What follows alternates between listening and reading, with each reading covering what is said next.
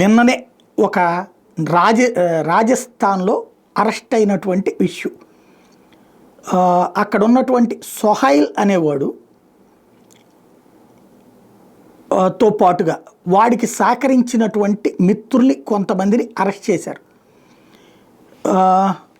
రెహమాన్ మొహమ్మద్ అంటే సొహైల్ అనేవాడు మెయినోడు.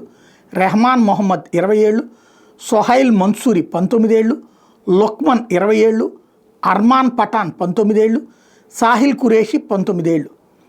వీళ్ళు చేసినటువంటిది ఏంటంటే ఈ మధ్యకాలంలో కొత్తగా పెరుగుతున్నటువంటిది. హిందువులు విడివిడిగా ఉంటారు కులాల వారీగా, అదే సందర్భంలో ఇతర సామాజిక వర్గాలు ఐక్యంగా ఉంటుంటారు. వాళ్ళ దాంట్లో వర్గాలు విభేదాలు ఉన్నా సరే మతం ప్రాతిపదికన ఒక్కటవుతుంటారు. చివరికి హిందూ అమ్మాయిల్ని ట్రాప్ చేసేందుకు వీళ్ళకి 10 లక్షలు 20 లక్షల రూపాయలు ఇస్తున్నారనడానికి సాక్ష్యం ఈ ఉదంతం. రాజస్థాన్లో ఒక అమ్మాయిని ఫస్ట్ ఫ్రెండ్షిప్ చేశారు. ఈ సొహైల్ అనేవాడు స్కూల్ దగ్గర నుంచి ఫ్రెండ్షిప్ చేశాడు. స్కూల్ అమ్మాయిని పట్టుకుని స్కూల్ అమ్మాయిని ఫ్రెండ్షిప్ చేశాడు. ఆ ఫ్రెండ్షిప్లో భాగంగా మాట్లాడుతున్నాడు, అమ్మాయి కూడా మాట్లాడుతుంది. ఓ రోజు సో ప్లేస్కి రమ్మన్నాడు. అక్కడ అమ్మాయి మీద అత్యాచారానికి పాల్పడ్డాడు. ఈ మిగతా ఫ్రెండ్స్ వీడియో తీశారు. వాళ్ళందరితో కూడా గడపమన్నాడు. అంతవరకు ఒక దారుణం అయితే, లైంగిక హింస అయితే మతం మారమన్నాడు.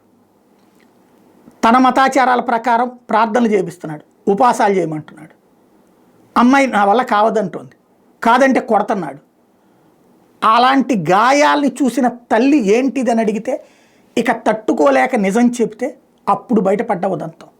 దాంతో ఇప్పుడు పోలీస్ కంప్లైంట్ ఇస్తే అక్కడ రాజస్థాన్లో ప్రభుత్వం మారింది, బీజేపీ గవర్నమెంట్ ఉంది కాబట్టి ఇప్పుడు వేగంగా దర్యాప్తు చేసి అరెస్టులు చేశారు. ఇప్పుడు అంటే ఎలా జరిగిపోతుంది మన కళ్ళ ముందే హిందువుల మీద కుట్ర, హిందూ ఆడపిల్లల మీద కుట్ర అనడానికి సాక్ష్యం ఇది.